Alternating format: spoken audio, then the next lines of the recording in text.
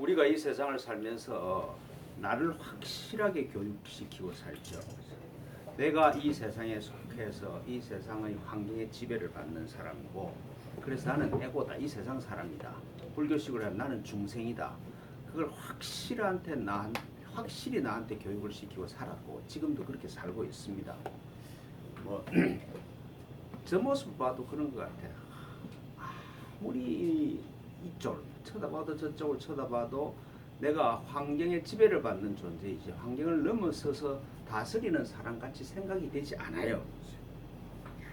이 내가 중생이고 내가 에고라는 이 가르침은 내 개인적인 경험뿐만 아니라 사회적인 공동체에서 나를 너는 여기 속한 사람이다 그렇게 얘기를 해요.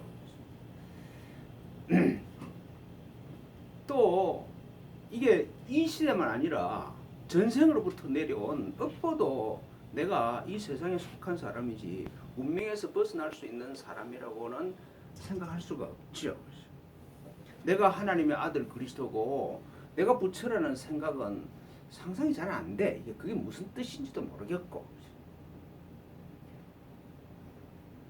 이 세상을 내 마음이 만들고 이 세상 안에 산다고 생각하는 나로서는 나는 시간과 공간을 넘어선 불멸의 존재다. 이거 말도 안 되는 헛소리같이 들리는 것이죠.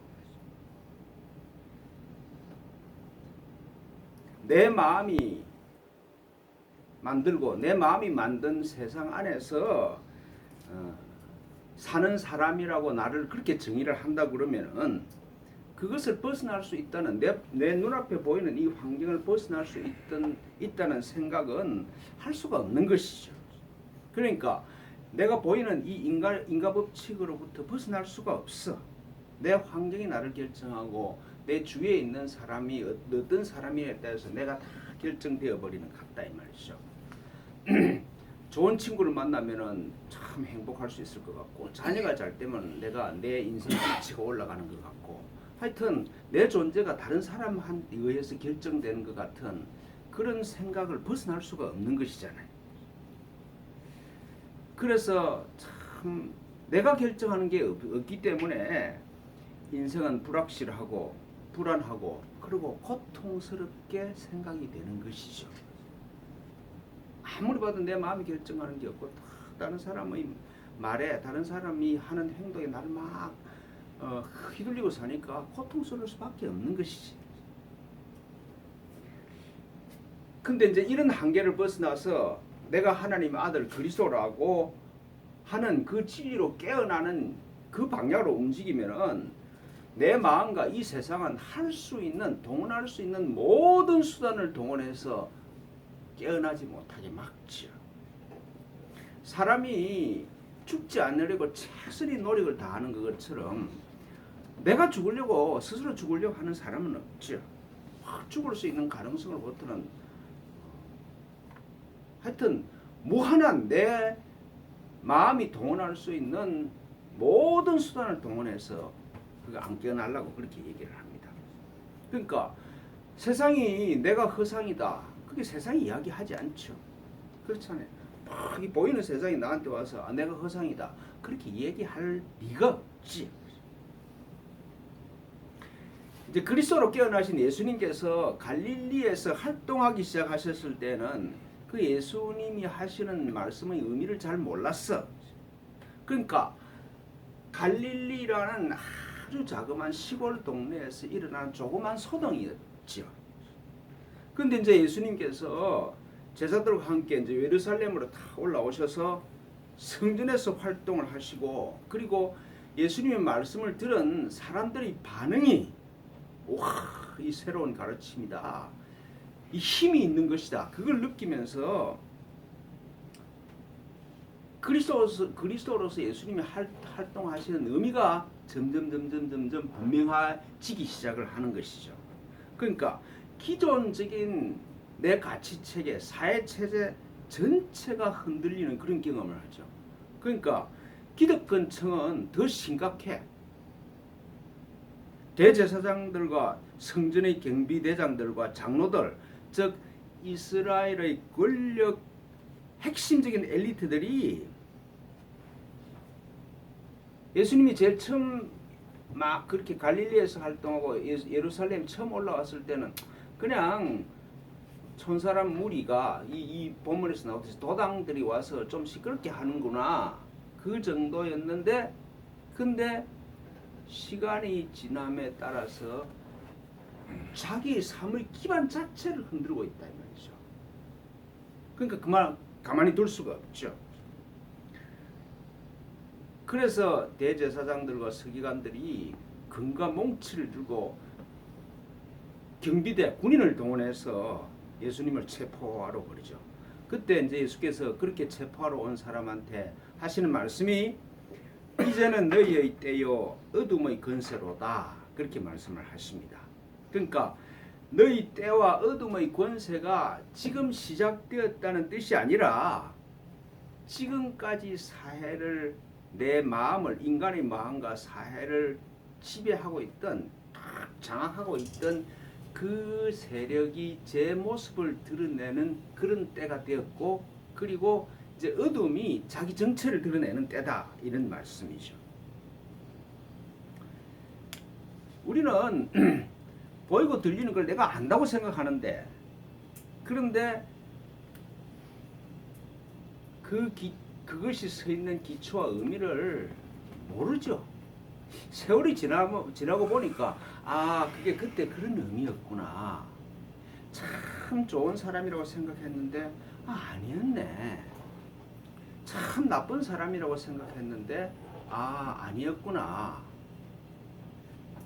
정말 나한테 문제를 많이 일으키는 사람이라고 생각했는데 근데 지나고 보니까 나를 성숙시키는 사람이었네.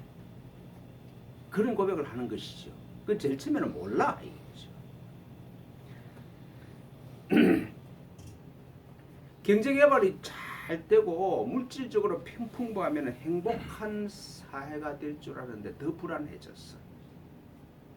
막 노후자택이 잘 되고 뭐 연금이 착 나오고 이러면 진짜 행복할 줄 알았는데 행복한 사람이 별로 없어. 그러니까 환경은 좋아진 것 같은데 행복하다고 생각하는 사람은 도리어 적어졌다는 말씀이죠. 자본주의가 가져오는 물질적인 풍요가 엄청나. 옛날에 비교를 하면 게임이 안 되고 굉장한 풍요를 누리고 있어. 그런데 환경이 파괴되면서 지구 자체의 생존이 위협받는 그런 상태로 가버려요. 아니 한 10년 전만 해도 여름에 32도가 되면 엄청나게 덥다고 그랬는데 지금은 거의 40도까지 올라가요. 그죠?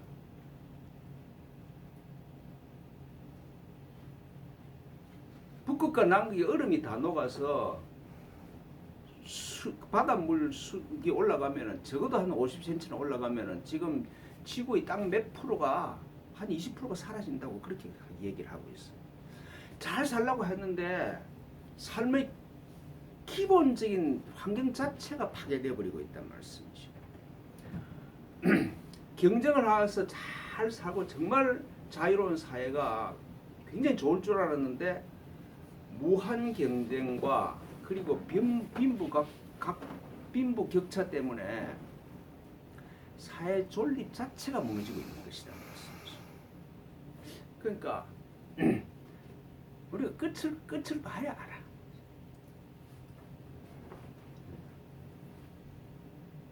꽃이 피 있을 때는 꽃이 영원히 필 줄 알았는데 꽃이 지고 나니까 이게 이게 끝이 있는 거구나. 인생도 그런 거잖아요. 인생도 결국은 그리스도로 깨어나지 못하면은 에고로 고통스럽게 죽는다. 그걸 죽을 때는 어렴풋이 느끼는 사람도 그게 별로 많지 않은 것 같아요. 그래서 다시 윤회하겠지.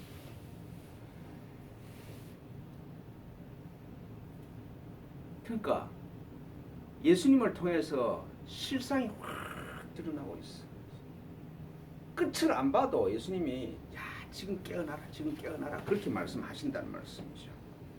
그러니까 예수님을 통해서 하나님의 아들 그리스도가 내 마음에서 분명하게 되는 정도에 따라서 보이는 세상의 실체를 깨닫게 돼요. 아, 이게 진짜가 아니구나, 이게. 내가 이 현상에 휘둘리지 않아도 되겠구나. 그런 느낌이 생긴다는 말씀이죠. 근데 그리스도가 분명해지면서 아니 사회 기반 자체를 흔들면은 가만히 안 두지. 세상이 동원할 수 있는 모든 수단을 다 동원해서 그렇게 자기의 정체를 드러내는 그런 걸 없애버리려고 덤비죠. 그래서 대제사장과 장로들이 금과 몽치를 보내서 자기 정체를 폭로하는 예술을 없애버리려고 그리스도인 예술을 없애버리려고 그러죠. 그러니까 지금은 너희 때라고 생각되고 어둠의 권세가 제 모습을 본격적으로 드러낸다는 것입니다. 제가 보기로는 기독교도 그래요. 예수님이 자기 정체를 드러내면서 그리스도임을 드러내면서 모든 것이 밝아지기 시작하니까 교회를 로마 제국이 접수를 해서 그래서 교회 2000년의 역사는 어둠의 역사가 아닌가 하는 그렇게 생각될 정도입니다.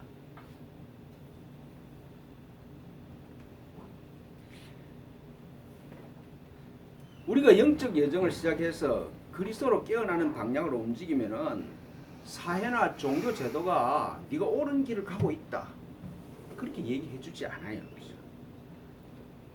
다 반대인 것 같아. 내가 잘못 가고 있다는 느낌이 들지요. 내 주위와 모든 상황 전부가 영적 깨어남으로 가는 길이 어리석은 일처럼 보이게 하고 가능하지 않는 시도를 하는 것처럼 생각되게 하지요. 아니 보이고 들리는 현상, 내 앞에 있는 게 분명하게 있는데 이게 내 인생을 결정하지 않고 이걸 넘어갈 수 있다는 게 이게 정신병자가 하는 소리지. 어디를 바라보아도 내가 옳게 가고 있다는 표지가 내 눈앞에 드러나지 않습니다. 옳게 가고 있다는 표지가 세상이 나한테 와서 네가 옳게 가고 있다 그렇게 얘기해 주지 않는다는 말씀이죠. 그렇죠. 우리는 믿음을 가지면은 돈이 많아지고 형통해지고 건강해지고 그래서 그게 표지라고 생각하는데 사실 그게 표지가 아니지. 그게 표지라 그러면 지금 한국은 굉장한 나라가 되어 있겠지. 교회가 이렇게 부흥하고 그랬는데 그런 게 표지라고 그러면은 이 민족의 역사가 달라져 있겠죠. 그렇지 않다 이 말씀이죠. 외적인 바깥의 상황만 그런 게 아니라 우리 각자 마음 안에서 일어나는 저항도 굉장합니다.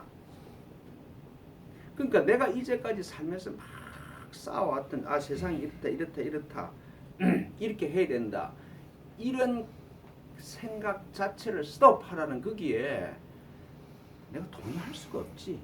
본능적으로 나는 거기에 저항을 하죠. 내 개인적으로 쌓은 경험만 나를 이 세상에서 떠나게 하는데 방해가 되는 것뿐만 아니라 사회적인 구조도 네가 이 구조를 벗어나면은 너는 살 수가 없다. 노 대책을 세우면 살 수가 없다. 자녀가 잘 되지 않으면 너는 행복할 수가 없다. 그런 시스템이 나를 얽음해. 거기다가 더 벗어나기 내가 그리스도로 깨어나기가 더 힘든 이유는 과거의 업보도 나를 사로잡고 있어요. 그러니까 개인적으로는 벗어날 수 있다고 생각할 수가 없는 것이죠. 그러니까 깨어난 스승과 함께 가는 길동무가 없으면 절대로 갈 수 없는 길이야. 그러니까 옳은 지도자와 함께 수행하는 공동체가 없으면 그리스도로 깨어나는 일은 가능하지 않다. 그렇게 말씀드릴 수 있습니다. 그러니까 예수라는 스승을 만나 그리스도로 깨어난 예수라는 스승을 만난 베드로가 걷는 길이 오늘 우리한테 보여주는 이 길이 우리가 하늘로 가는 길의 과정을 이렇게 보여준단 말씀이죠. 아, 하늘로 가는 그리스도로 깨어나려고 그러면 이런 지점을 통과해야 하는구나 하는 걸 보여주는 그런 말씀이라고 할 수 있습니다. 베드로는 예수가 내가 누구냐 물을 때 주는 그리스도요 하나님의 아들이십니다. 그 고백을 했어. 당신 그렇습니다. 이 고백을 했어. 그런 진리를 고백할 수 했던 베드로가 체포되어가는 스승을 버릴 수가 없어.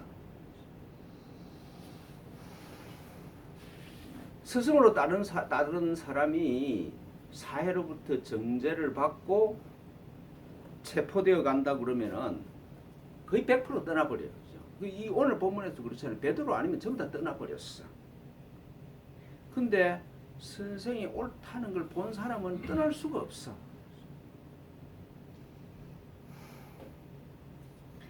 멀찍이라도 오늘 그 본문에 그렇잖아요. 멀찍이 뒤에서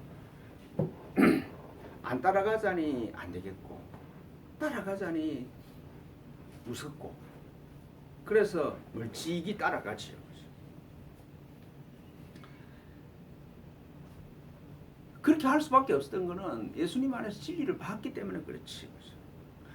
따르는 사람이 자기밖에 없어도 권력 핵심 엘리트들한테 체포되어 가는 예수님을 따라가지 않을 수가 없지. 그러니까 어두움 속에서 빛을 본 사람은 본능적으로 빛으로 향하게 돼 있어. 어둠 속에서 빛을 봤는데 빛으로 가지 않을 수가 없는 것이잖아요. 그러니까 끝까지 가. 빛을 본 사람은 끝까지 간다 이 말씀이죠.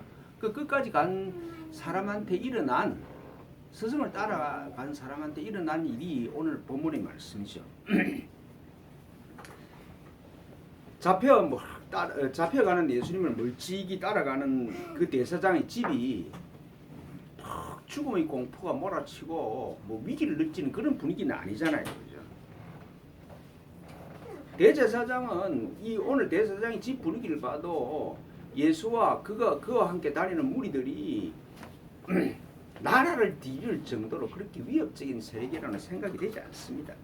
그러니까 그냥 시골 촌놈 몇이 와서 서울에 와서 소란 피운 정도죠. 그렇게 생각하는 분위기잖아요. 그 예수님을 체포해간 대제사장 집의 분위기가 평온하다까지 할 수 있습니다. 추우니까 불을 피우고 거기다가 또 누가 멀찍이 따라서 아무나 들어와서 불을 쬐우고 있고 그리고 여종들이 왔다 갔다 이러면서 시종을 들고 있는 그런 장면이지 않습니까? 시종 들리고 다니던 여종 한 사람이 베드로를 보고 당신 예수와 함께 있었던 사람인데 그러니까 불을 쬐고 있던 베드로가 너 아닌데 이렇게 얘기를 했다는 말씀이죠. 그리고 또 여종과 베드로가 하는 말을 들은 옆에서 듣고 있던 사람이 너도 예수와 함께한 도당이다 그렇게 말씀하죠. 그렇게 말을 하죠. 그 도당이라는 말은 지금 우리 이 식으로 얘기를 하면은 이는 무슨 파 조폭이었는데 그 파에 속한 사람이었는데 그런 뜻이잖아요. 무슨 뭐 국가 전복을 하려고 하는 그런 엄청난 그 무리가 있는 그런 집단이 아니고 그냥 시골에서 올라와서 예루살렘에서 소동을 피우는 그런 도당 중의 한 사람인데 네 거기 속해 있는데 그걸 봤는데 그런 말씀이죠.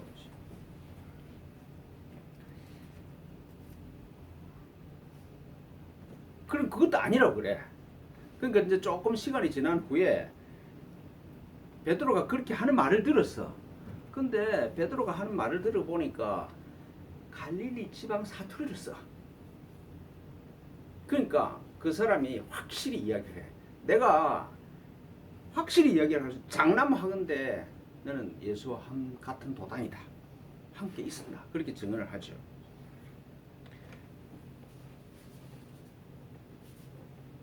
피할 수 없는, 피해갈 수 없는 증거까지 되면서 너는 갈릴리에서부터 온 예수와 함께한 도당이다. 요즘은 교통이 좋아서 뭐 서울 사람, 경상도나 전라도 사람이 서울에 와서 막 전라도 뭐나 서울 말하는 그런 건 쉬웠을 텐데 아니 며칠을 걸어와서 우리나라식으로 하면 천리길을 걸어와서 경상도 말을 하는 사람은 같이 왔겠지. 뭐 그건 당연하잖아요. 그죠? 그런 증거까지 되면서 너는 예수와 함께 있었던 도당이다. 그렇게 얘기를 하니까 이 사람아 나는 내가 하는 말을 알지 못하노라. 그러니까 억지를 보는 거지. 도대체 네가 하는 말이 네가 하는 말은 말도 안 되는 소리. 사실 자기가 말도 안 되는 소리를 하고 있는데 그렇게 이야기하는 중에 그렇게 적극적으로 부인하는 중에 닭이 울어요. 그죠? 닭이 우는 울음소리에 베드로한테 예수께서 하신 말씀이 생각났다는 것이죠. 오늘 밤 닭이 울기 전에 내가 나를 3번 부인하리라. 그 말이 그냥 확 생각이 나서 밖에 나가서 심히 통곡을 했다는 것이잖아요. 그렇게 내 인생의 주인이라고 고백하고 따르는 사람의 말의 경고를 하룻밤도 못 넘기고 배반을 해. 그러니까 베드로가 자기 모습에 참 너무 실망을 한 거잖아요. 내가 이것밖에 안 되는구나.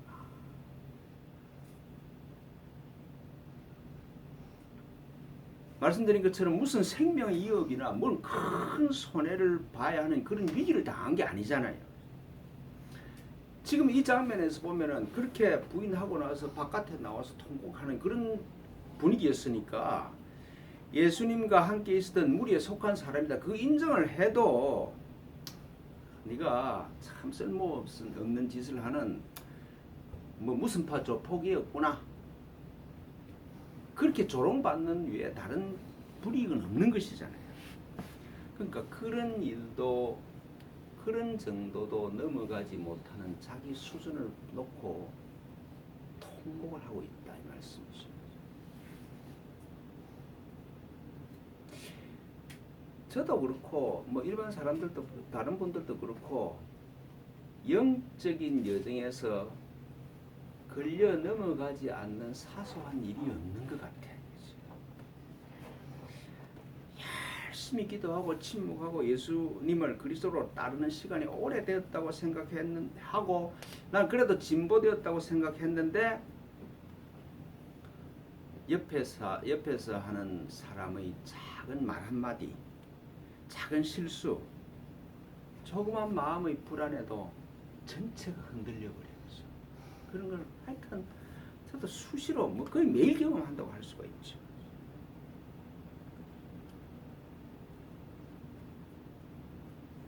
누가 옆에 마누라가 뭐 인상만 좀 써도 확 뒤집어져 버리죠. 믿음은 하나도 없는 것처럼 다 가버려요.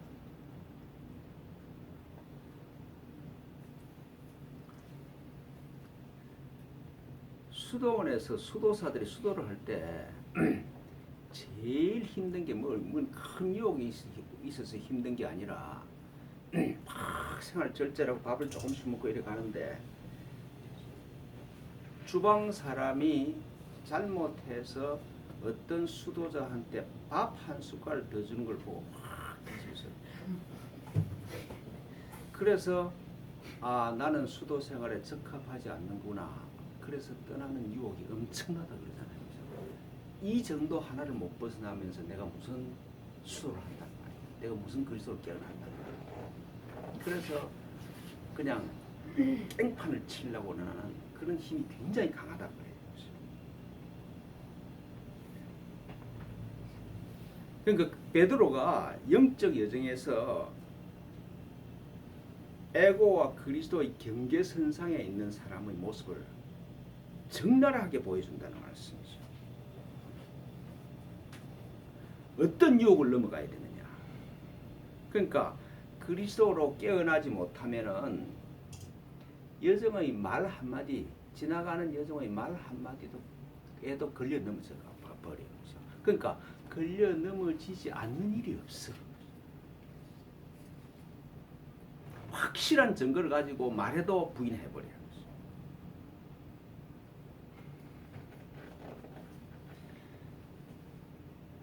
에고를 넘어서서 그리스도로 깨어나지 아니하면은 보이는 대상에서는 행복이 없어. 주기도문에서 그러잖아요. 우리를 유혹에 시험에 들게 하지 마시고, 그 말씀이 시험에 들게 하지 마시고 내 앞에 보이는 이 세상이, 이 대상들이 내 인생을 결정한다는 그런 시험에 들지 않게 해주라는 말씀이죠. 내 인생은 하나님과 그리스도가 결정하지 보이는 현상이 결정하는 게 아니다 이 말이죠. 그게 유혹이잖아요. 그렇죠?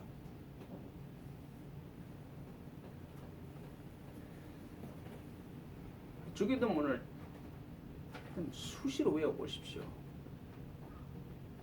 우리를 유혹에 빠지지 않게 하시고 악에서 구하소서 그래요. 악이라는 게 뭐겠습니까? 내가 그리스도임을 잊어버리고 자꾸 세상에 속했다는 그게 악이지. 우리 아들이 내보고 나는 네 아들이 아니야. 그보다 아버지한테 열받치는 소리가 더 있었거든요. 우리가 그렇게 하고 산단 말이죠. 그 예수님이 그렇게 말씀하세요. 나는 포도나무요 너희는 가지라.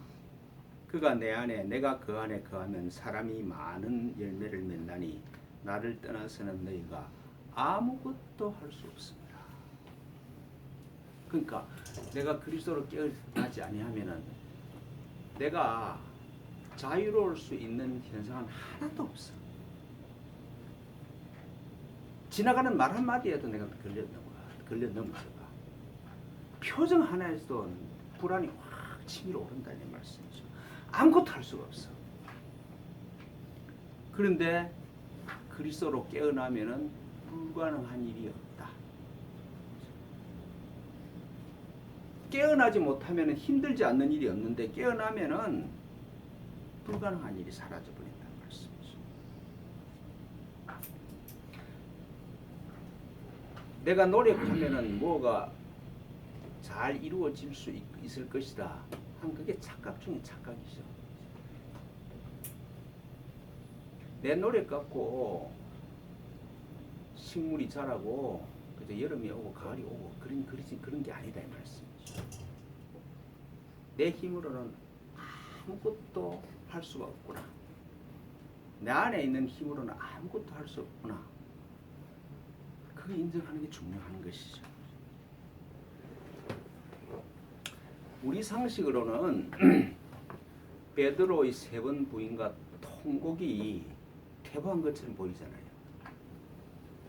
근데 베드로의 3번 부인과 통곡이 퇴보가 아니라 진보고 이 통곡의 지점을 통과해야 내가 그리스도와 하나라는 깨달음이 온다는 말씀이죠.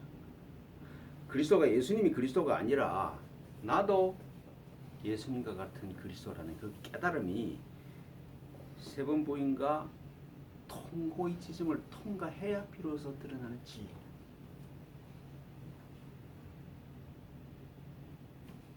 그러니까 베드로의 지금 3번 부인과 통곡은 내가 이 세상에 속한 사람이 아니라 하나님의 아들 그리스도이구나. 그걸로 깨어나기 위한 상고고 통곡이죠. 우리가 어떤 지점을 통과해야 불행이 없는, 불안이 없는 행복과 기쁨으로 갈 수 있는지를 보여주는 그런 기로라, 소위 갈림길이라고 할 수 있습니다. 갈림길. 갈림길에 섰을 때 이런 현상이 일어난다는 것이죠. 그렇잖아요. 내가 하는 행동이나 내 마음에 있는 거나 내 힘이 아무런 소용이 없다는 그게 들어오면은 통곡이 일어나지. 내 인생이 실패했구나. 내 인생이 허무했구나. 그걸 넘어가야 된다는 거였어. 그걸 넘어가서 내 인생은 내 마음이나 내 노력에 의해 결정되는 게 아니구나. 그걸 깨달아야 되잖아요. 그죠?